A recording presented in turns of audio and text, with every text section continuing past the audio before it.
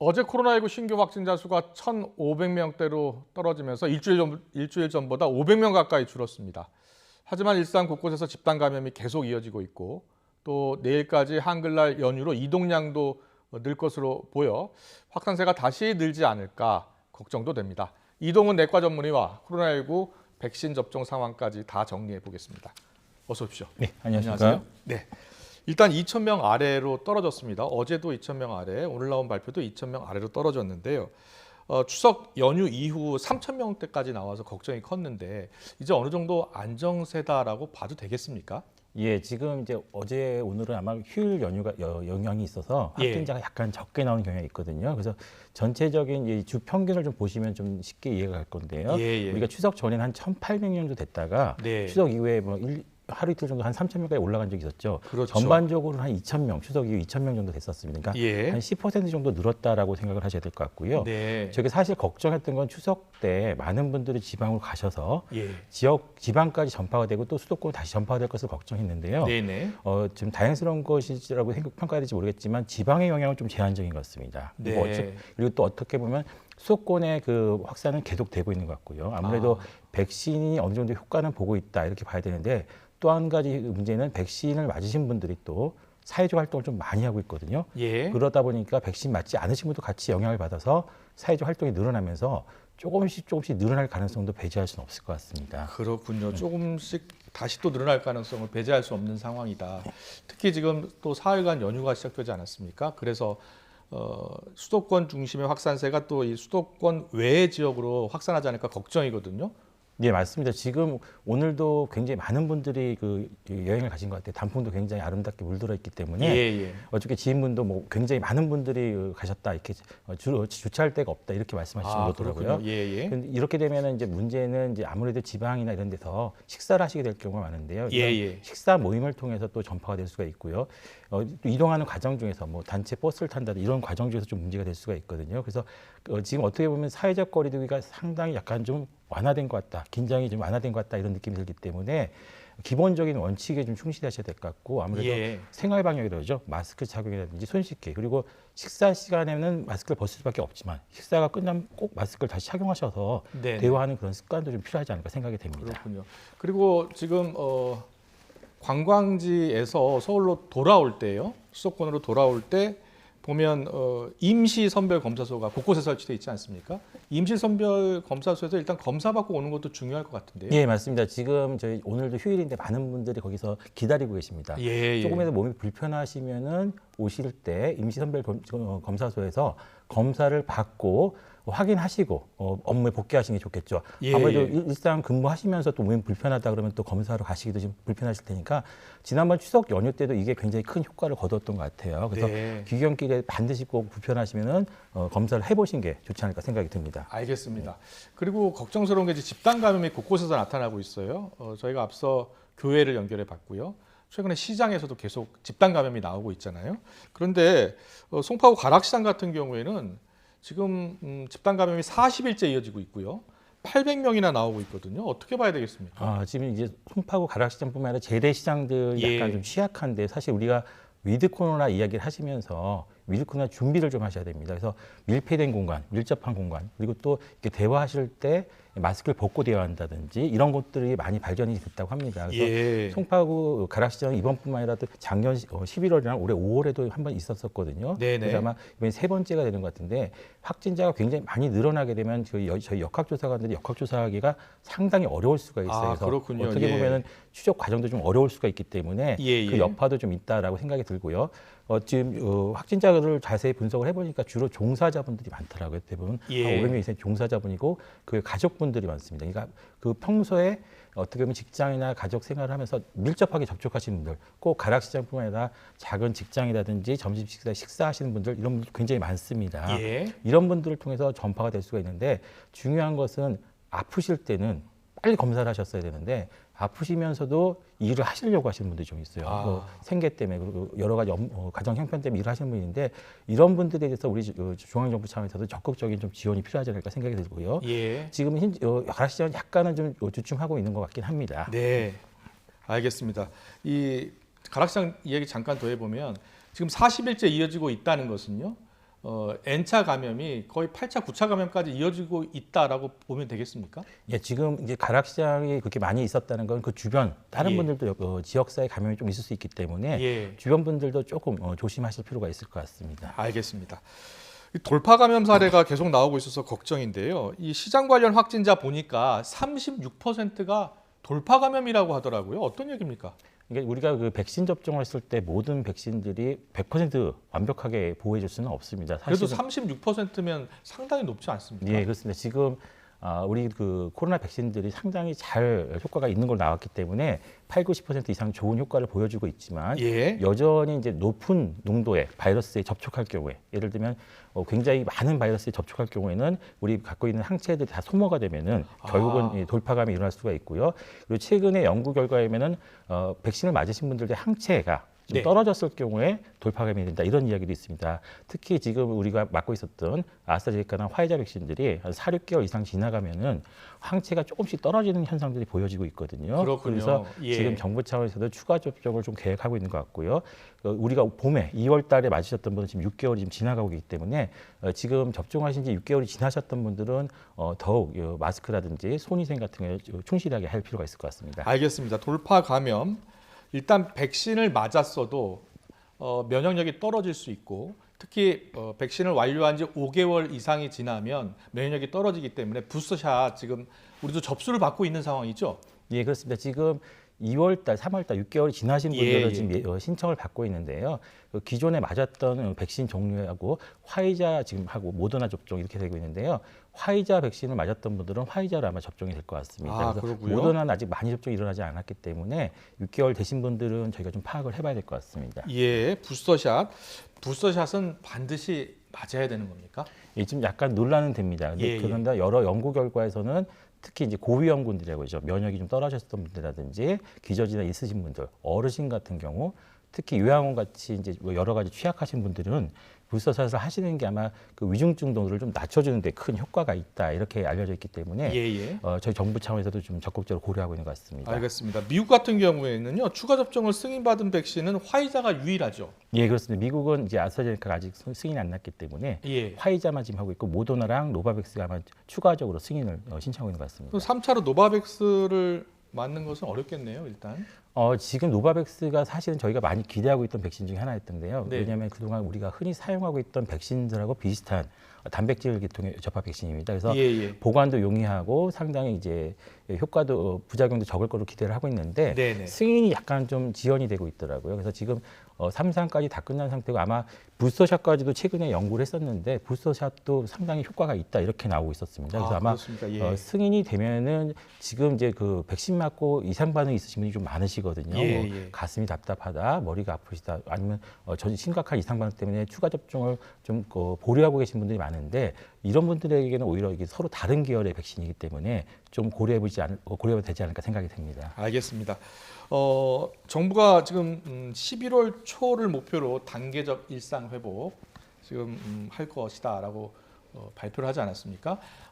전 국민의 70%가 접종 완료되는 시기가 10월 말 정도로 예상이 되니까 그 이후 14일 정도 지나면 면역력이 생기고 그래서 11월 9일로 지금 보고 있는 거죠? 예, 그렇습니다. 지금 사실 우리나라 국민들이 다른 나라에 비해서 굉장히 적극적으로 백신 접종에 호응을 해주셨습니다. 정말 감사한 일이고요.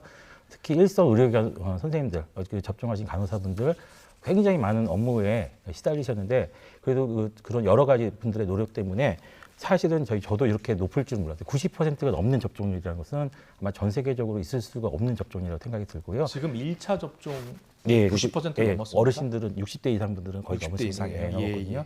이런 정도의 접종을 거의 맞을 수 있는 분들은 다 맞으신 거라고 생각이 들고요.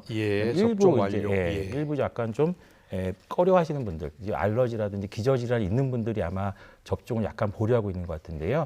이런 분들은 좀 충분히 상담하고 지금은 이제 접종을 높이기 위해서는 서두르는 것보다는 안전한 접종이 더 중요해졌거든요. 그래서 젊으신 분들 중에서도 특히 뭐 이상 반응에 대해서 걱정이 많으신 분들은 자기 몸 상태가 충분히 좀 안정적일 때 의료진하고 상의를 해가지고 정확하게 접종하시는 게 좋지 않을까 생각이 됩니다. 이런 접종이 다 올라가면은 우리가 아무래도 그 코로나19의 위험성이 약간씩은 떨어지고 있는 게 눈으로 보여집니다. 그래서 실제로 지금 작년도 우리가 그 연간 2020년 연간 코로나 확진자 숫자가 6만 명이었는데요. 돌아가신 분이 900명이셨습니다. 근데 예. 지난 9월 달에 저희 코로나19 확진자가 59,870명이었습니다. 사망자가 196명. 그러니까 사망률이 0.3% 정도로 굉장히 많이 떨어져 있죠. 그러니까 백신은 확실히 위중증도라든지 여러 가지 우리 코로나19 극복에 큰 도움이 되는 것은 명확한 것 같습니다. 알겠습니다. 그럼에도 안전한 접종이 중요하다라는 말씀 해주셨는데요. 임신부들의 백신 접종 예약도 시작됐잖아요. 그런데 걱정들이 많으신가 봐요. 태아에 영향이 있지 않을까, 또 모유 수유 중에 맞아도 괜찮을까 이렇게 걱정하는 분들이 있는데 어떻게 조언해 주시겠습니까? 일단은 이제 저희가 의학적으로 연구 결과는 모두 다 안전하다 이런 결과가 계속 나오고는 있습니다. 예. 그러나 우리가 아무래도 뭐 산모분한테 이걸 꼭 맞으세요 이렇게 강요하기는 좀 어려운 측면이 있거든요. 네. 근데 초기 임신의 전반부기보다는 후반기 분들은 한번 1회 접종, 사실은 이제 mRNA 백신이 1회 접종 때는 이상 반응이 상당히 적은 편입니다. 그래서 1회 예. 접종을 한번 고려해 보시는 게 어떨까 생각이 들고요. 그리고 코로나19 임산부분들이 코로나19 걸렸을 때는 여러 가지 뭐 조산 위험이라든지 저체중과 분만 위험 이런 것들이 증가하는 것은 명확하기 때문에 이런 것들을 고려해 보시면은 접종을 고려해 보시는 게 좋지 않을까 생각이 들고요. 예. 그다음에 모유 수유할 때는 오히려 접종을 하시는 게 더 도움이 될 것 같습니다. 모유 예. 수유할 경우는 그 항체들이 태아한테 갈 수도 있고요, 신생한테 갈 수도 있고요. 이런 모유 수유할 때는 어떻게 보면 그 위험성이 상당히 떨어지기 때문에 접종을 적극적으로 권유하고 싶습니다. 네, 알겠습니다. 그리고 16살에서 17살 청소년 접종 예약도 지금 받고 있는데 약 40%를 넘었나 봐요. 예, 그렇습니다. 저도 깜짝 놀랐는데요. 예. 사실은 이제 저도 이제 애들이 있기 때문에 조금씩 접종 예약 신청을 해야 되는 입장인데요. 네네. 그 청소년들 같은 경우는 사실은 이제 이게 굉장히 그 모호한 그 경계선상에 있다고 보시면 됩니다. 개인적인 이득하고 그다음에 그 사회적 이익하고 이게 좀 약간 충돌하는 경향이 있는데요. 예, 예. 개인적 이익이 아주 큰 편은 아니기 때문에 우리 사회적 공익을 위해서 많이 접종하는 것이고요. 두 번째로 이제 그 학교 활동 외에도 방과 후 활동이나 여러 사회 활동을 합니다. 이런 활동 가운데서 지역사회라든지 주변에 이제 가족들에게 전파시킬 수 있기 때문에 이런 여러 가지 이유 때문에 저희가 접종을 많이 권하고 있는데요. 실제로 많이 호응을 해주셔서 정말 감사하고요. 이 접종이 많이 이루어지면은 우리 지역사회 전파가 그만큼 감소하기 때문에 굉장히 큰 도움이 되지 않을까 생각이 됩니다. 알겠습니다. 16살, 17살까지의 청소년만 지금 접종 예약 받고 있는데 미국 같은 경우에는 5살에서 11살까지도 지금 백신을 맞을 수 있도록 사용 승인을 요청한 상황이죠? 네, 그렇습니다. 미국에서는 이제 우리보다 좀 더 빠르게 접근하고 있는데요. 사실은 미국은 굉장히 안전에 대해서는 철저한 편입니다. 그래서 예. 미국에서 승인이 난다 그러면 굉장히 안전 검토를 많이 했다라고 평가를 하고 있는데요.